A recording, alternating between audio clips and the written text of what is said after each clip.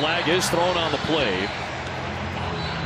Witherspoon does so many solid things on the back end, whether it's in the slot or on the outside, whether it's in coverage or in space as a tackler. He's so good, Adam. So fun to watch, so physical. And they had Michael Wilson, their biggest receiver, on him. Offense number 14, that penalty's declined. Second down. That's the matchup we were talking about. Wilson on Witherspoon. And Witherspoon, he knows how to handle the crack replace corner. Basically, when the outside edge guy gets gobbled up, you got to go outside and fill and force that running back inside. Rayshon Jenkins is back today after missing the last 4 games with a hand injury. Seattle's defense had a nice showing last week against the 49ers. Immediately, Julian Love wraps up Trey McBride at the 15-yard line, and that'll set up 3rd down and about 4. This Seahawks defense has so much versatility with players like Love, who can play deep in the middle of the field. He can play the half the field, and he can play nickel as well, or fit up in the box on the run. Same thing with Witherspoon. It gives Mike McDonald and this defensive look so much versatility, and it's tough for quarterbacks to figure out who's who.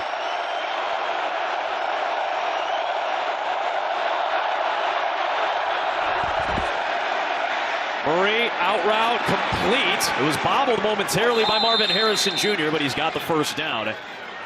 That is now 20 consecutive completions for Murray, extending his franchise record.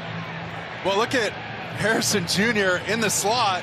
Gets away with a push-off on Witherspoon right there, but at least reveals himself to the quarterback. That ball got out of Kyler Murray's hand well before Harrison was even turned around. That was incredible. That's going to be a fun matchup to watch.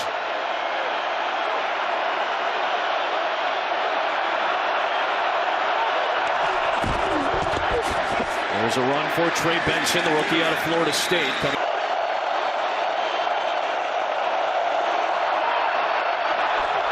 There's Murray, 5 in the pattern.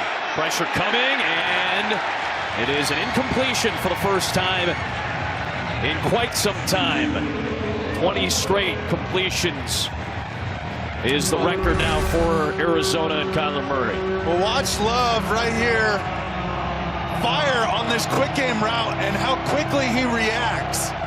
He's reading it, diagnosing it, and moving all at the same time. They're sitting on all these underneath routes. At some point, Arizona's going to have to launch one.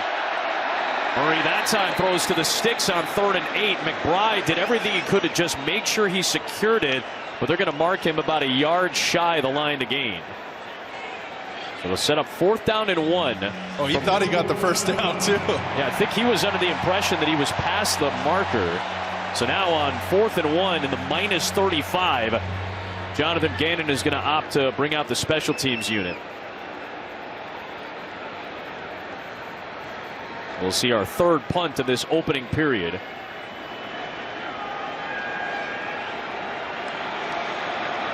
DJ Dallas is back there behind the snapper for Arizona.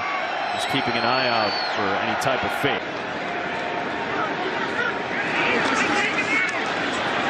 Smith. A lot of time, and he's got Walker as a release, and here comes Kenneth Walker. A big catch and run for the running back as they'll take it out near the 35, a gain of 18 yards. They'll spot it at the 34. Good job by Smith to get Walker. Well, you're going to see double coverage on DK Metcalf right here. They got help over the top with Murphy bunting, trailing him, and that's why Geno gets a chance to just step up calmly once again in the pocket. His pocket presence these last couple weeks has been elite, and that's what helped win this game last week against San Francisco on the road, a quality division win. And it was Geno in that last drive, 2 big scrambles, and this one he elected to dump it off. I wouldn't go as far as to say it saved their season, but it definitely pulled it out of the quicksand for the time being to get back to 500 last week. Walker bouncing. Cardinals having a lot of trouble getting him down. Finally, they will wrap him up for a loss of a couple. It'll be 2nd down and about 11 here. That's been the story of this run game, really, all season. You see Walker here. He's got to press that run there to where the hole is designed. That's to the left, to the C gap. And he's doing so much dancing behind the line of scrimmage, or the hole doesn't define itself perfectly for him that there's too much going on before he even crosses the threshold of the line of scrimmage. And that's why they've led to some of these negative plays. 28th in the NFL in rushing, 91 yards a game. Big averages closer to 120. Smith on a little comeback route. He was able to connect with DK Metcalf in front of Sean Murphy Bunting near the 40-yard line, and it'll be third down and medium here. This is just a timing route. Essentially, we used to call it a snap route around 9 yards. Slam on the brakes versus press coverage and come back down the stem that you exited the line of scrimmage on, and Gino cut that thing loose perfectly. That's going to be a false start. They saw the jump by Zaven Collins at the top, but he got back on his side of the ball, and then Jackson Smith and Jigba took off. False start. Offense, number 11. That's a 5-yard penalty. Third down.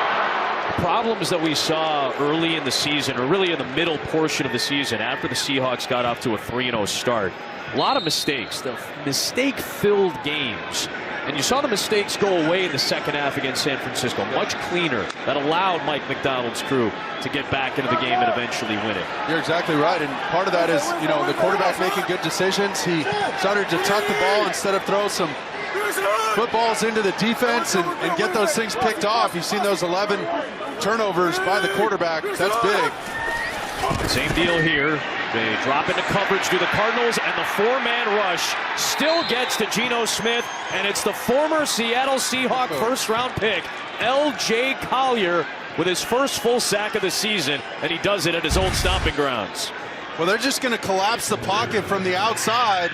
Nothing special to this rush. Just a straight four-man rush. And Collier just overmatched the offensive line, got into the backfield. They're going to call it as a live ball, and it's taken into the end zone by Tyrese Knight for a touchdown. Officials let these plays typically play through, but there was no whistle. Williams got to Murray. It was scooped up by Knight for a touchdown. Rolling on the field was a fumble, recovered by the defense for touchdown. Officials are kind of given the push to let plays like this play through. Take a look at Kyler Murray's arm. Is it coming forward?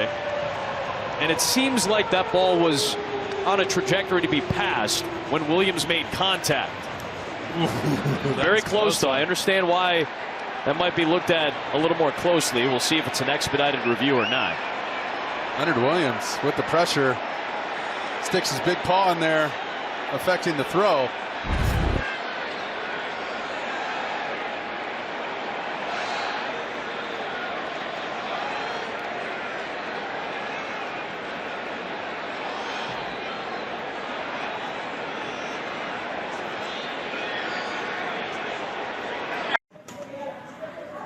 Đập gậy đâu hả? Đập một gậy hả? Đập gậy gì chả? Cái cọ chị gậy trong cái giáo đường đó. Không hiểu tiếng Việt cắt. Đu bàn, đập nói bây giờ tới đấy thì đu bàn.